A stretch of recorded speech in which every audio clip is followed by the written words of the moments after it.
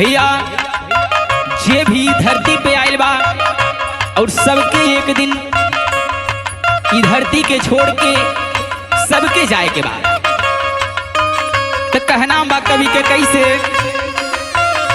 अरे ये का दिन हो ये का दिना, अरे ये का दिना जाना पड़ी है सबके काचा हारिया हो सावरिया ओढ़ी के ललकी चदरिया।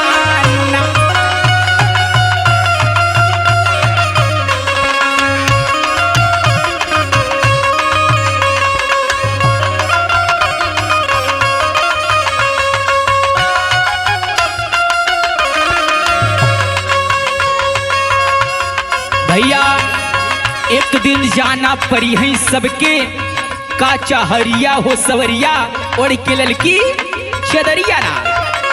जे भी आयल बा और एक दिन सबके जाए के बाद कहना बा, जहिया पाती बलम के आई कवन बहाना ना चला पाई।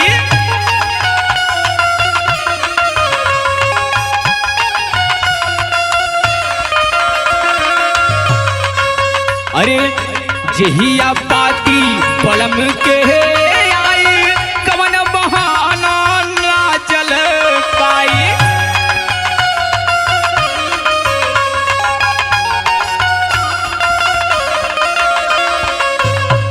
कि बदी है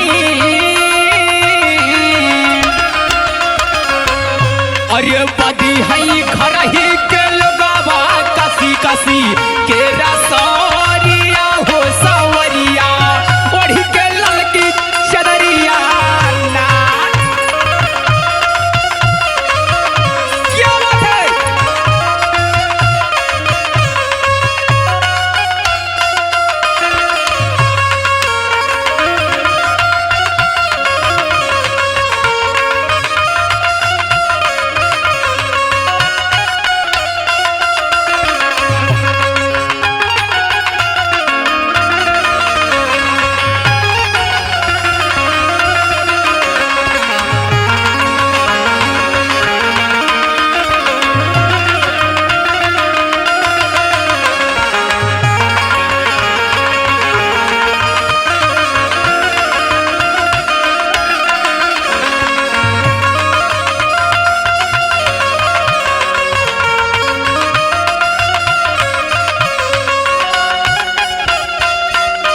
ए भैया यही से महापुरुष लोग कहते हैं अब ऐसे सदगुरु माता जी के चरण में आ जा और अपन बिगड़ल जवन जीवन बा बनाला।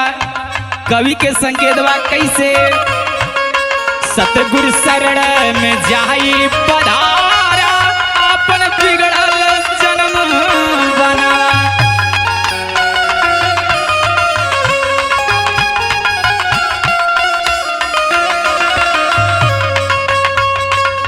सतगुरु शरण में जाई पधारा अपन बिगड़ल जन्म बनावा।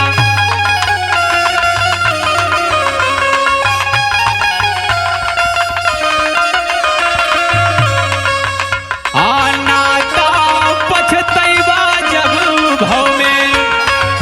भैया अब टाइम बा अब मौका बा, अभी से सदगुरु माता के चरण में आ जा तो बिगड़ी बन जाई, नहीं तो आगे जाए के बाद बहुत पछतावा हुई। कहना बा कवि के कैसे, फिर पछतैबा तब जब भव में पड़ी न